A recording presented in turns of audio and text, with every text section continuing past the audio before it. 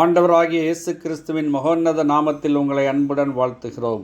யார் இந்த இயேசு கிறிஸ்து என்ற தலைப்பின் 2ஆம் செய்தியை புதிய ஏற்பாட்டின் முதல் புத்தகம் முதல் வசனத்திலிருந்து துவங்குவோம். மத்தேயு எழுதின சுவிசேஷம் 1ஆம் அதிகாரம் 1ஆம் வசனத்தில் ஆபிரகாமின் குமாரனான தாவீதின் குமாரனான இயேசு கிறிஸ்துவின் வம்ச வரலாறு என்று வாசிக்கிறோம். ஆண்டவராகிய இயேசு கிறிஸ்து இங்கே தாவீதின் குமாரன் என்று அழைக்கப்படுகிறார்.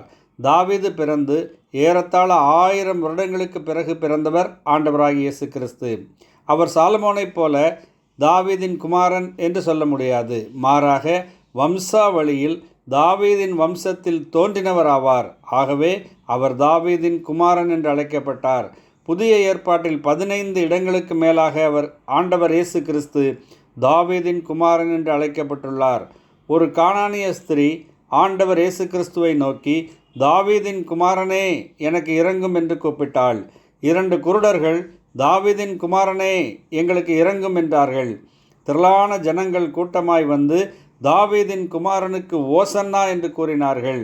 எப்பொழுதெல்லாம் ஜனங்கள் ஆண்டவர் இயேசு கிறிஸ்துவை தாவீதின் குமாரனே என்று அழைத்தார்களோ அப்பொழுதெல்லாம் வேதபாரகரும் பரிசேயரும் அவ்வாறு கூப்பிடப்படுவதை விரும்பவில்லை.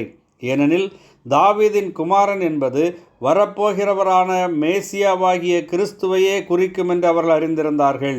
அவர்கள் ஆண்டவர் இயேசு கிறிஸ்துவை மேசியாவாக ஏற்றுக்கொள்ளவில்லை. மேசியா என்ற சொல்லுக்கு கிறிஸ்து என்று அர்த்தமாம். ஆகவே நம் இரட்சகரை நாம் ஆண்டவர் இயேசு கிறிஸ்து என்று அழைக்கிற போதெல்லாம் அவர் தாவீதின் குமாரன் என்பதை நினைவூட்டுகிறோம்.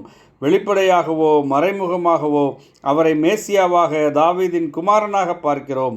ஆகவே ஆண்டவரை வெறுமனே இயேசு என்று அழைக்காமல் இயேசு கிறிஸ்து என்றே நாம் அழைப்போமாக. தாவீதின் குமாரனாகிய ஆண்டவர் இயேசு கிறிஸ்துவாகிய மேசியா நமக்கு உண்டு பண்ணி வைத்திருக்கிற பாவ மன்னிப்பை நாம் பெற்றுக்கொள்ள தேவன் நமக்கு உதவி செய்வாராக. அவரை யார் இந்த இயேசு கிறிஸ்து என்கிற தலைப்பிலே தொடர்ந்து தியானிப்போம். தேவன் தாமே உங்களை ஆசீர்வதிப்பாராக. ஆமேன்.